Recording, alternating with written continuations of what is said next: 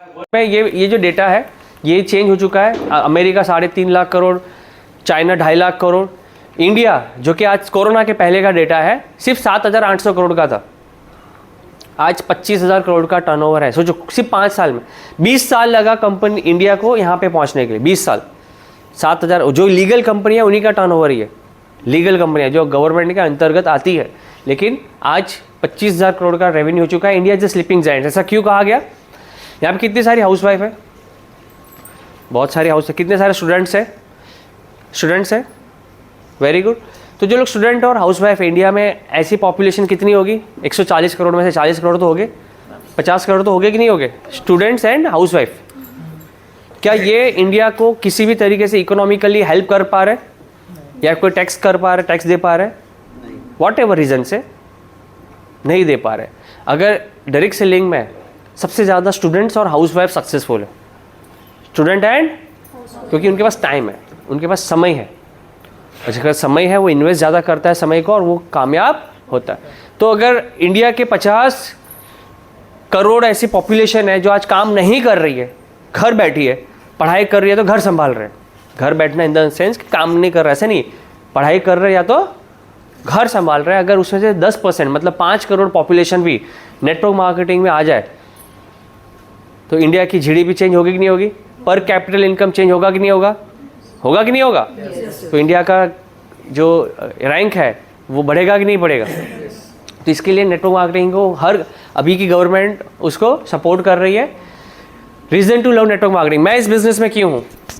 देखो, आपको कोई अगर नेटवर्क मार्केटिंग के ऊपर क्वेश्चन करता है तो आपको ये इसको लिखना है, बताना है कि मैं इस बिज़नेस में क्यों। भाई साहब देखो, मुझे क्या अच्छा लगता है, क्योंकि इसमें टाइम फ्रीडम है। क्या है? मैं अपने समय का राजा हूँ। मैं 1 घंटा करूँ, 2 घंटा करूँ, 5 घंटा करूँ, 10 घंटा करूँ, या तो मैं नहीं करूँ, एक दिन करके एक दिन करूँ, मुझे कोई कहने वाला। फाइनेंशियल फ्रीडम है। फाइनेंशियल फ्रीडम का मतलब कि मुझे यहाँ पे अपनी सैलरी के लिए बॉस से लड़ना नहीं है कि बॉस इस बार 30,000 की सैलरी दे दो, बॉस इस बार थोड़ा सा सैलरी हाइक कर दो, 1 साल के बाद मेरी सैलरी बढ़नी चाहिए। या जब जॉब छोड़ के हम जाते हैं तो सैलरी के लिए होते हैं कि नहीं बार्गेनिंग, सर 20% हाइक चाहिए, 10% हाइक चाहिए। यहाँ पे आप अपने मन के हिसाब से पैसा कमा सकते हो, राइट? 1 लाख कमाना चाहो, 5 लाख कमाना चाहो या 10 लाख कमाना चाहो, जितना कमाना चाहो। पर्सनल डेवलपमेंट होता है कि नहीं होता है? पर्सनल डेवलपमेंट का मतलब है कि यहाँ पे आपकी बॉडी लैंग्वेज, आपकी ड्रेसिंग सेंस, आपकी leadership skills, communication skills, work with team, है ना, लोगों के साथ आपका बिहेवियर, आपका माइंडसेट, आपके ड्रीम्स, आपके गोल्स, ये बहुत ही हाई लेवल पे एक्सटेंड होते हैं, आगे बढ़ते हैं। आप अपने आप पे एक बहुत बड़ा चेंज देखते हो इस काम को करते करते। सफल इंसान के पास एक क्वालिटी होती है, वो है काबिलियत। क्या होती है? कामयाब इंसान होने के लिए काबिलियत होनी ज़रूरी है। कोई भी ऐरा गैरा काबिलियत को बिना पाए वो कामयाब हो नहीं सकता। तो ये नेटवर्क मार्केटिंग ऐसी चीज़ है जहाँ पे आप लोगों से बात कर करके, लोगों से बोल के, लोगों की ना सुन के, मीटिंग, ट्रेनिंग, सेमिनार अटेंड कर करके, है ना, लाइफ में वो सारी प्रैक्टिस करते हो जो एक बिजनेसमैन करता है। तो बिजनेसमैन की प्रैक्टिस आप करने लगते हो, साल 2 साल 3 साल के बाद आपके अंदर एक बदलाव आता है, आपके अंदर एक चेंज आता है। आप अपने माइंड, बॉडी, हार्ट, सोल को चेंज कर रहे होते हो। आप एक कामयाब इंसान की थिंकिंग अपने अंदर लाते हो। That is called personal development. और इसकी की वजह से आप सक्सेस होते हो। समझ में आ रहा है? राइट? सो नो एम्प्लॉयज़, यहाँ पे हमें किसी को नौकरी पे नहीं रखना होता है, कोई इन्वेंट्री संभाली नहीं होती है। इस बिजनेस में कोई एजुकेशन रिक्वायरमेंट नहीं है, और यही सबसे बड़ा दुर्भाग्य है। हेलो, मैं तो कहता हूँ इंडियन गवर्नमेंट को ये 10th पास मिनिमम तो कर देना चाहिए। इंश्योरेंस में मैं था 10 साल, तो उसमें 12th पास ज़रूरी होता था एजेंट बनने के लिए। तो इसमें एजुकेशन की ज़रूरत नहीं है। तो इस इंडस्ट्री में कौन आ रहा है जिसके पास एजुकेशन कम है? मैं ऐसा नहीं कह रहा हूँ आप लोग के पास एजुकेशन कम है, मैं खुद पोस्ट ग्रेजुएट और MBA हूँ। लेकिन इस इंडस्ट्री जब शुरुआत हुई इंडिया में तो ऐसे लोग ज़्यादा आए जो पढ़े लिखे। तो जो पढ़े लिखे नहीं थे वो इस इंडस्ट्री को कैसे उन्होंने किया? अनएथिकली प्रैक्टिस से किया। क्या किया? अनएथिकल प्रैक्टिस से किया। ओवर कमिटमेंट कर देना, ओवर ड्रीम्स बता देना, है ना। तो इसी की वजह से रील्स बन रही है, मीम बन रही है, आप देख सकते हो यूट्यूब में। तो पढ़े लिखे प्रोफेशनल लोग भी हैं इस बिज़नेस में हमारे जैसे, जो इस बिज़नेस को, है ना, एज ए कैरियर कर रहे हैं और सक्सेसफुल भी हो रहे। सो एजुकेशन रिक्वायरमेंट नहीं है। कोई रेंट इलेक्ट्रिसिटी पे करनी है क्या? अभी AC चल रही है, इतना अच्छा ट्रेनिंग रूम है, अगर ये मुझे कहीं से लेना पड़ता रेंट पे तो कितना महीने का कितना देना पड़ता है कम से कम इतनी जगह का? 1-1.5 लाख। ऑफिस कमर्शियल में इतना रेट चल रहा है मैडम, 25-30-50 हज़ार की तो दुकान है 10 बाय 10 की। लेकिन मेरे लिए ये हॉल फ्री है, मुझे किसी को रेंट देना। ऐसी 50 ऑफिस है पूरी इंडिया में, सोचो 50 ऑफिस में मैं जाके मीटिंग ट्रेनिंग कर सकता हूँ, मुझे किसी का रेंट देना नहीं है। लाइसेंस परमिशन की ज़रूरत, गवर्नमेंट के सारे लीगल पेपर्स डॉक्यूमेंट्स हमारी कंपनी ने ऑलरेडी लेके रखे हैं। नो इक्विपमेंट और नो मेंटेनेंस। अब ये एसी ख़राब हुआ, ये इसको मेंटेनेंस करने का पैसा मेरे जेब में आएगा क्या? कंपनी करेगी। क्लियर है? Very little marketing cost. Very little marketing cost का मतलब क्या है? आपने ब्लेजर लिया बहुत सारे लोगों ने, है ना? आप यहाँ पे आए ट्रैवल करके, पैसा लगा कि नहीं लगा? रिक्शा बस ट्रेन का वही कॉस्ट है। आपने बुक्स ली, डायरी ली, पेन लिया, वही आपका कॉस्ट है। तो क्या है? बहुत बड़ा इन्वेस्टमेंट है, राइट? तो रिस्क कुछ भी नहीं है, रिवॉर्ड इज अमेजिंग। रिस्क कुछ भी नहीं है और रिवॉर्ड रेशियो इज अमेजिंग। अगर आप ये कुछ मुद्दों पे बात करते हो किसी भी इंसान को जो नया है या तो नहीं जानता इस इंडस्ट्री के बारे में, तो हो सकता है उसकी सोच इस इंडस्ट्री को देखने की बदले। क्लियर है? So what is a franchisee business? आप लोगों को ये कह सकते हो कि ये जो बिजनेस है फ्रेंचाइजी मॉड्यूल पे चलता है। फ्रेंचाइजी मॉड्यूल क्या है समझो। जैसे ये मुंबई में फेमस वड़ा पाव क्या कौन सा है? जंबो किंग वड़ा पाव है कि नहीं? बर्गर किंग है कि नहीं है? ये चिराग सर की पीपीटी है, तो आप देख सकते हो कि गुजरात में कौन से वड़ा पाव चलते हैं। माँ भवानी, जय भवानी, मैकडोनल्ड, हॉनेस्ट। तो ऐसी एक नाम की दुकानें बहुत सारी होती है। तो चलो बाटा मैं एग्जांपल लेता हूँ कि इंडिया में हर जगह है। अब बाटा एक शूज़ सेलिंग कंपनी है, उन्होंने लोगों को फ्रेंचाइजी देना शुरू किया। हर किसी को फ्रेंचाइजी देता है, राइट? तो आज मान लो कि इंडिया में 100 फ्रेंचाइजी बाटा की, कितनी? तो 5 लाख का समझो रेवेन्यू है महीने का। इससे ज़्यादा है लेकिन एग्जांपल है। तो कितना टर्नओवर हो गया? अगर 100 फ्रेंचाइजी है और अगर वो 10 लाख का बिजनेस दे रहे हो तो कितना टर्नओवर हो गया? एक अगर वो बंदा हर फ्रेंचाइजी से 10,000 कमाता है तो वो कितना कमा रहा है? टर्नओवर हो रहा है 5 लाख, कमा कितना रहा है? क्योंकि उसको 2% 5% दे देना है। फ्रेंचाइजी जो ओनर है, समझो अदिति मैडम ने फ्रेंचाइजी ली, रेंट इसको देना है, जो स्टॉक है इन्हीं को भराना है, सब कुछ इनका कॉस्ट। लेकिन बाटा मेरा ब्रांड है, मेरा नाम है, तो इनको उनकी प्रॉफिट से 10,000 मुझे हर महीने देना है। ऐसा पतंजलि करती कि नहीं करती? राइट? सो 10 लाख रुपया कमाया जिस इंसान ने, उसने कोई दुकान खोली क्या? उसने लोगों को फ्रेंचाइजी दी, तो वो he is enjoying time freedom. जो बंदा 10 लाख कमाता है उसके पास टाइम है कि नहीं है? तो same as it is financial freedom भी है, 10 लाख हर महीने कमाना, और इनकम सिक्योरिटी है कि नहीं है? अगर उस बाटा के ओनर को कुछ हो गया, वो दुनिया से चला गया, तो जो 10 लाख की इनकम है उनके बच्चे को आते रहेगी नहीं आते रहेगी? क्योंकि फ्रेंचाइजी जो आज 100 है वो 200 होगी, 250 होगी, 500 होगी, धीरे धीरे वर्ल्ड वाइड बढ़ेगी। तो इसकी इनकम ऐसे बढ़ती रहती है। कहने की बात यह है कि मानो अदिति जी ने ये फ्रेंचाइजी ली है बोईसर में, लेकिन उनके पास रेनू मैडम आई, वो कहती है कि मुझे भी तेरे से फ्रेंचाइजी लेनी है, तो तुम मुझे तेरे अंडर मुझे रख सकते हो क्या फ्रेंचाइजी? तो वो दे सकते नहीं। वो क्या कहेंगे, जा बाटा कंपनी के पास, 10 लाख डिपॉजिट देना पड़ेगा और 1 लाख का रेंट देना पड़ेगा, बड़ा शोरूम है, कम से कम 15-20 लाख का स्टॉक डालना पड़ेगा, तब बाटा खुलता है। लेकिन रेनू मैडम फिर भी तैयार है, तो रेनू कहाँ जाएगी? यहाँ जाएगी डायरेक्ट बाटा के पास, अदिति मैडम के अंडर जाएगी क्या? तो यहाँ पे कॉमन इंसान को कोई बेनिफिट नहीं है। लेकिन वेस्टीज में क्या है, नेटवर्क मार्केटिंग में क्या है कि आपने वेस्टीज की फ्रेंचाइजी ली है। क्या ली है? 400 प्रोडक्ट्स की एक फ्रेंचाइजी ली है। जो आपके नज़दीक में जो शॉप्स है वो आप ही की शॉप है, नज़दीक में जो डीएलसीपी आप ही की डीएलसीपी है। जो पर्सन इस बिज़नेस को प्रमोट कर रहा है वो पर्सन आपके अंडर कितने भी लोगों को ज्वाइन कर सकता है और उसको वो फ्रेंचाइजी दे रहा है वेस्टीज की। सो जैसे काम यहाँ पे बाटा के लिए हुआ, ऐसा काम वेस्टीज के लोग के लिए हो रहा है कि नहीं हो रहा है? आज यहाँ पे मानो ये 50-60 लोग हैं। आप चिराग सर और मनीष सर को पता है कि आप लोग यहाँ पे हैं? दीपल मैम और नीले सर को पता है आप लोग यहाँ पे इस मीटिंग को सुन रहे हैं? उन्होंने मुझे डेवलप किया, मुझे फ्रेंचाइजी दी वेस्टीज की, और मैं ये फ्रेंचाइजी आप लोग को दे चुका हूँ, और आप भी अपने अंडर इसको फ्रेंचाइजीज को और बढ़ा रहे हो।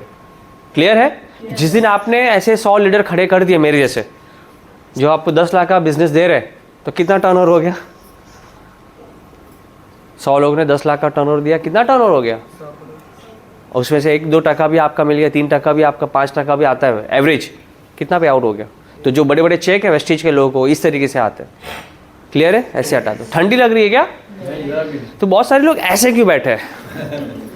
कितने लोग को मैं बोलूँगा कि ऐसे मत बैठो। ये क्या पोजीशन पता है? ये पोजीशन है कि मुझे सब पता है, तू बकते जा, तू बोलते जा। तो अपने बॉडी पोस्चर को इस तरीके से रखो कि आप कुछ नया सुन रहे हो, भले आपने सुना होगा लेकिन फिर भी सुनो। क्लियर है? वाई MLM नेटवर्क मार्केटिंग ही क्यों? क्योंकि ये पूरी जो स्लाइड है बहुत ही लंबी है, इसके लिए थोड़ा फास्ट जा रहा हूँ मैं। अब ध्यान से सुनना। सोर्स ऑफ इनकम, कुछ लोग को मज़ा आ रहा है जो नए पहली बार सुन रहे हैं। जॉब, बिजनेस और नेटवर्क मार्केटिंग प्रोफेशन को जो लोग करते हैं, टाइम, मनी और सिक्योरिटी, हम इस चीज़ के लिए करते हैं। अब जॉब करने वाले के पास टाइम है, यहाँ पे यस लिखा है लेकिन मैं कहता नहीं है। संडे टू संडे होता है, उसके अलावा पैसा है, सिक्योरिटी है। एक गवर्नमेंट एम्प्लॉय के पास भी नहीं है। यहाँ पे आई डोंट नो, मुझे चेंज करना चाहिए, नहीं है। सिक्योरिटी का मतलब 30 दिन की सैलरी आती है, वो सिक्योरिटी है। लेकिन अगर उसको कुछ हो गया तो सैलरी आएगी क्या? तो वो सिक्योरिटी नहीं है। बिजनेस, जो एक बिजनेस मतलब क्या, जो शॉप ओपन करके बैठा है या तो किराने की दुकान चला रहा है, होटल चला रहा है, मैं उसकी बात करता हूँ। उसके पास टाइम है? दिवाली के दिन वो फैमिली में टाइम दे पाएगा? वो दुकान में बैठा होगा, राइट? पैसा है? पैसा है उसके पास, दुकान वाले के पास। सिक्योरिटी है? जो होटल मैनेज, जो चला रहा था, होटल चला रहा था, अगर उसके लाइफ में कुछ हो गया, उसके फैमिली वाले चला पाएंगे कि नहीं चला पाएंगे, कोई गारंटी है? नहीं है। नेटवर्क मार्केटिंग में 5 साल देने के बाद, कितना? 5 years देने के बाद उसके पास टाइम है कि नहीं है? अगर जिसके पास 1000 लोग की टीम हो गई, 5 साल दे दिए, तो उसके पास टाइम ही टाइम है। उसके पास पैसा है? पैसा भी है, लाख, 2 लाख, 4 लाख, 5 लाख, तो वो 5 साल में बनाना शुरू कर देता। और सिक्योरिटी भी, अगर उसको कुछ हो गया तो नॉमिनी फैसिलिटी के हिसाब से पैसा उसके घर पे आता रहेगा। सो ये एक पॉइंट बता सकते हो आप। हाँ, इसकी PPT आपको मिल जाएगी Badal ji. Now what is the time and money multiplication? Network marketing क्या है गेम, ये समझो। It is not a member making business, it is not a chain making business, it is a time making and time multiplier business. Hello, अगर कोई पढ़ा लिखा इंसान आपके पास सामने बैठा है, अगर आपने इस पॉइंट को सामने रख दिया तो वो समझ जाएगा इस बिजनेस की ताकत क्या है। ये कौन है? तो भगवान ने 2 चीज़ सेम बनाई, अंबानी और हमारे में। बताओ सर क्या? भगवान ने 2 चीज़ सेम बनाई। टाइम, मैंने जिससे सवाल पूछा उनसे आंसर दो। सर ने एक आंसर दे दिया कि 24 घंटा भगवान ने हमारे लिए भी बनाया, अंबानी के लिए भी। अंबानी के लिए 25 घंटा है क्या? और दूसरी चीज़, नए इंसान। Yes ma'am. Second things same क्या बनाया भगवान ने हमारे लिए? उनको नो आइडिया? Yes ma'am. हाँ? नहीं, ब्रेन तो ज़रा सा भी नहीं। वो 100 करोड़ दिन का कमाने में खुश नहीं है। 100 करोड़ दिन का कमा रहा है खुश, और लोग 1000 रुपया कमा के खुश है, तो ब्रेन कैसे सेम हो गया? हाँ, ब्रेन का जो बाहरी स्ट्रक्चर है और वेट सेम हो सकता है, अंदर तो बहुत कुछ चेंज होगा। हाँ, चलो मैं आपके आंसर को थोड़ा एक्सपेंड कर देता हूँ। बॉडी कि हमारे भी 2 हाथ है, 10 उंगली है, ऋतिक रोशन को 11 है, कुछ को होती है ना। किसी के 32 दांत है, किसी के 30 दांत है, अकॉर्डिंग टू वो कैसे ब्रश करता है, कुछ सेम ही है। तो बॉडी, ये मिस्टर एक्स, भगवान ने सबको सेम बनाया? किसी को 2 नाक दी है क्या? नहीं सर। हाँ, 2 कान की जगह 1 कान दिया है क्या? भगवान ने उनको भी समय उतना दिया है, बॉडी भी सेम दिया है। अभी देखो, इनके पास, अंबानी के पास भी 24 घंटा, इस इंसान के पास भी, ये समझो आप हो, ये आप खुद हो, ठीक है? यहाँ पे मिसेस एक्स लिख सकते हो जो लेडी है। लेकिन ये अंबानी 24 घंटे में कितना घंटा काम करता होगा? हेलो सर, कितना घंटा काम करता होगा? यस, नए लोग। नॉर्मल इंसान कितना घंटा काम करता है 24 घंटे में?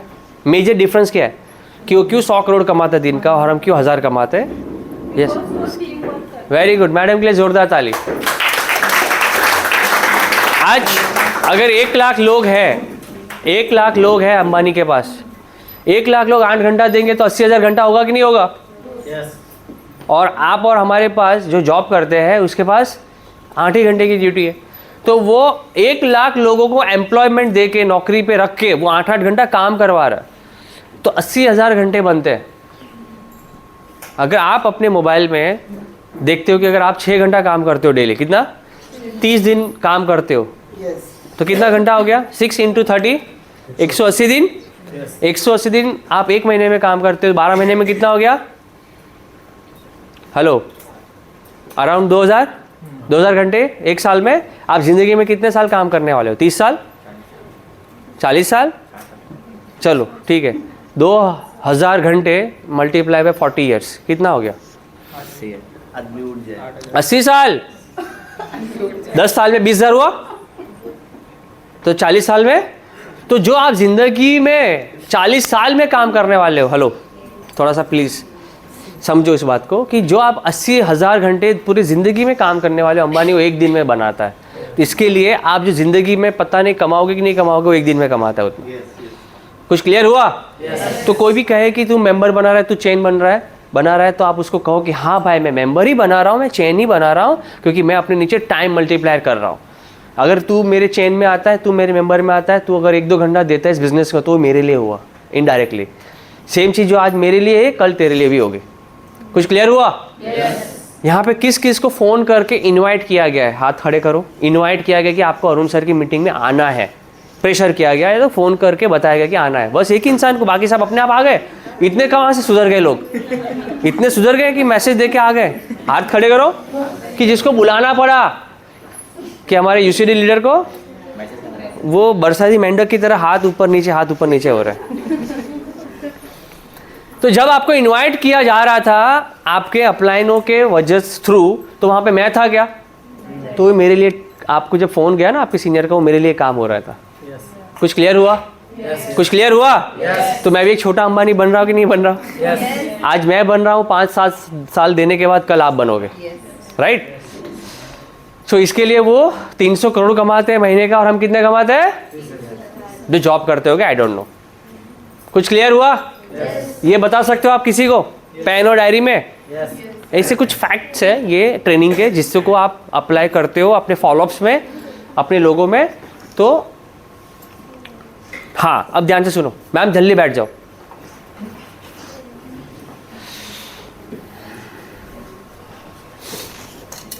ये ठंडा क्यों लाया?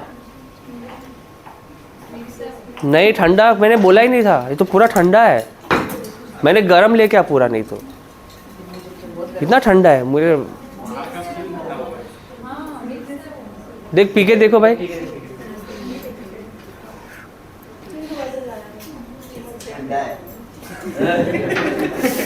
गरम और नॉर्मल मिक्स करना है, किसी ने ठंडा और गरम मिक्स किया है। हेलो ध्यान से सुनो, बीमार और बनाने का मुझे प्लान है क्या? कि 2-3 दिन बीमार हो गए सर, फ़ोन नहीं करके परेशान नहीं करेंगे। हाँ, आजकल लोग को, कुछ लोग को फॉलो मैं बहुत ज़्यादा परेशान कर रहा हूँ। ट्रेडिशनल और जॉब में क्या फ़र्क है? ध्यान से सुनो, ये बहुत ही इंपॉर्टेंट पॉइंट है। नेटवर्क मार्केटिंग और ट्रेडिशनल बिजनेस और जॉब में क्या अंतर है? समझो कि यहाँ पे कोई 25 साल का है और 60 साल तक नौकरी करने वाला है, ठीक है? वो टाइम देगा, पैसा कमाएगा, टाइम देगा, पैसा कमाएगा। 30 दिन नौकरी करेगा, 30 दिन के बाद सैलरी आएगा। जिस दिन 30 दिन काम नहीं किया तो पैसा आएगा? नहीं। जिस दिन 30 दिन शटर बंद रखा, पैसा आएगा? नहीं। जब आप इस जॉब चालू करेगा पैसा आएगा, और रिटायरमेंट के बाद जब टाइम नहीं देगा तो वापिस से पैसा। 2005 के पहले जो लोग गवर्नमेंट जॉब पकड़े उनको ही पेंशन आएगी, आपको पता है ना? 2005 के बाद किसी को पेंशन नहीं है।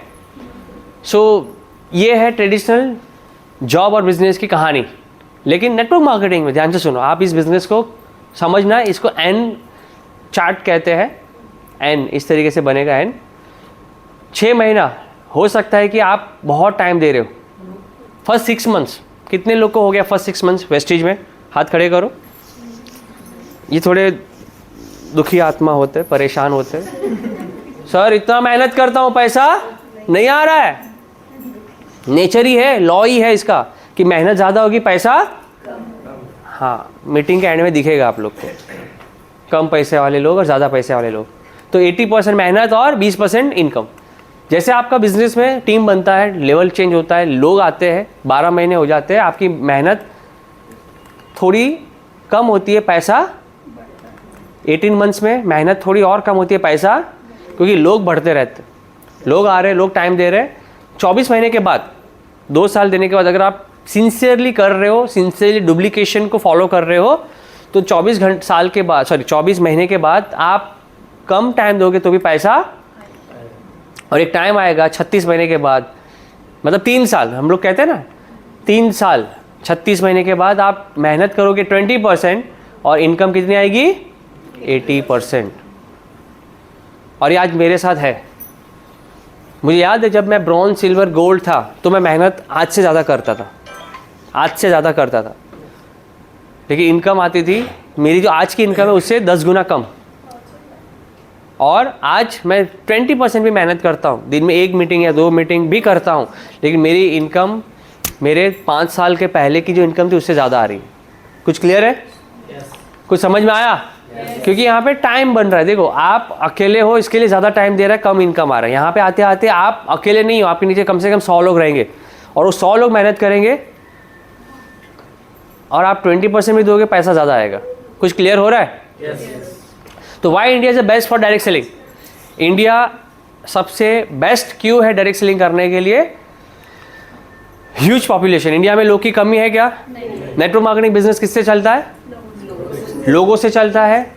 फ्रीडम ऑफ स्पीच, यहाँ पे हम किसी को कुछ भी बोल सकते हैं, है ना? प्रधानमंत्री रिजाइन करो बोल सकते हैं, हाँ, कुछ भी, किसी को भी कुछ भी कह सकते हैं, राइट? मतलब हम फ्रीडम ऑफ स्पीच है। आप नॉर्थ कोरिया में जाके अगर उनके जो क्या तो एक नाम है उनका, हाँ, किंग जॉन को कुछ कह दो भाई, उसका पोस्टर नहीं लगा सकते आप अपने मोबाइल में, उसका वॉलपेपर नहीं रख सकते, आपको सजाए मौत हो जाएगी।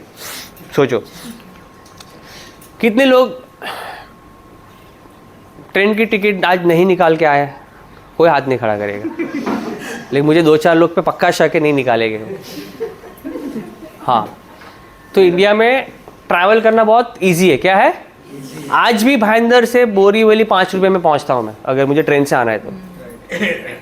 सोचो कि 20 करोड़ की ट्रेन और 5 रुपये का किराया, सरासर नाइंसाफी है। कितने लोग तो अगर बस में ट्रैवल कर रहे हैं, अगर वो 6 रुपये का ट्रांजेक्शन 8 रुपया हो गया तो 2 रुपया ज़्यादा बढ़ गया, तुम्हें 2 रुपया बढ़ गया तो भी उस पर क्या करता है? डिबेट करते हैं कि प्राइस बढ़ रहा है। तो इंडिया बाकी के कंट्री के हिसाब से बहुत ही कम पैसा ले रहा है। मुझे याद है जब मैं दुबई था, ममता मैडम हमारी, मतलब मेरी, फ़ोन भूल जाती है तो कैब में, याद है वो सीन? ठीक है, फ़ोन भूल जाती है, उधर नेटवर्क नहीं है ऊपर, वहाँ नेटवर्क, फ़ोन गया, चलता ही नहीं है। हाँ, तो दूसरे होटल में रोहित रुका था, मैंने तुरंत वाईफाई कनेक्ट किया मेरे होटल में और मैंने फ़ोन किया कि तू उतर गया क्या? बोला हाँ मैं उतर गया। तो कैब वाले ने एक मोबाइल दिया क्या? बोला हाँ दिया। याद है? तो मुझे वो कैब के पास मुझे जाना पड़ा पहले, वहाँ पे जहाँ पे हमने पहले रुके थे। तो जो यहाँ पे एक रुपया है, 1 रुपया, वहाँ का 1 दिरहम है 25 रुपये के हिसाब से। कितना? तो 10 दिरहम मुझे देने पड़े सिर्फ। कहाँ के पता है? 10 दिरहम। वहाँ दिरहम से स्टार्ट होता है। यहाँ से प्लेटफॉर्म नंबर 1 से लेके अगर 4 पे जाना है, मुझे 3 पे जाना है, तो कितना होगा? Hardly 500 metre. तो मुझे 10 दिरहम देने पड़े, मतलब 250 रुपया। सोचो। तो इंडिया बहुत ही सस्ता है, फिर भी लोग को महंगा लगता है। आप लोग कितने लोग 350 में दबा के इंटरनेट यूज़ करके मोबाइल का टैरिफ यूज़ करते हो? और 11 बजे के बाद तो इनके अंदर और एक अलर्टनेस आती है कि आज का दिन का डेटा ख़त्म नहीं हुआ, मम्मी पहले डेटा ख़त्म करने दे, मैं खाती हूँ बाद में। ऐसे कुछ लोग ऐसे, क्योंकि कैरी फॉरवर्ड नहीं है ना। प्रीपेड वाले की बात कर रहा हूँ मैं, तो 15 साल से पोस्टपेड यूज़ कर रहा हूँ, तो हम लोग का डेटा बैलेंस रहता है। तो सिर्फ 350 रुपये में यहाँ पे महीने में आपका टॉक हो जाता है। आपको पता है बाहर देशों में कितना है? फ़ोन का 1500 रुपया, 2000, 2500, 3000 खर्चा है, सोचो से। सो ह्यूज जोग्राफिकल एरिया है कि नहीं है? कितने लोग प्लेन में बैठे हैं? प्लेन में हाथ खड़े करो। जब आप प्लेन में उड़ते हो जाते हो तो शहर आपके नीचे आपके दिखते हैं। तो हर 5-10 किलोमीटर में एक शहर आता है, हर 10-15 किलोमीटर में एक शहर आता है, दिखता है, ऐसा है ना मैडम? हाँ। सो कितना बड़ा जोग्राफिकल एरिया है और यहाँ पे शहर नज़दीक नज़दीक है। क्या है? शहर नज़दीक नज़दीक शहर है। आप ऑस्ट्रेलिया जैसी कंट्री में चले जाओ, अफ्रीका कंट्री में चले जाओ, आपको वहाँ पे 500, 700 किलोमीटर कोई शहर ही नहीं दिखेगा। 700, 800 किलोमीटर कोई शहर, अमेरिका या कनाडा की तरफ आप चले जाओ, एक शहर के बाद वहाँ पे लोग प्लेन से जाते हैं इसके लिए। इंडिया में हर नज़दीक एक शहर है। यहाँ से अगर मैं पालघर कहूँ तो कितना किलोमीटर है? 50 किलोमीटर। पालघर से वापी कितना दूर? और 50 या 125 किलोमीटर। वापी से सूरत कितना नज़दीक है? 200 किलोमीटर। मुंबई से 200 ही है ना। सूरत 250, भरूच, बड़ौदा, अहमदाबाद सब नज़दीक नज़दीक शहर है। तो अगर सोचो इंडिया में आप है मुंबई जैसे शहर में, यहाँ पे लोगों की कमी है। अगर आपने सोचो हर स्टेशन पे एक टीम बनाई तो कितने स्टेशन है? हर स्टेशन पे आपने एक टीम बनाई, कितने स्टेशन है? हेलो। और हर स्टेशन पे एक टीम है, हर स्टेशन पे एक एलओबी है आपकी। कितने लेख से एलओबी ले सकते हो आप? कुछ समझ में आ रहा है? सर आप बैठ जाओ, वो बैठ जाएंगे पीछे।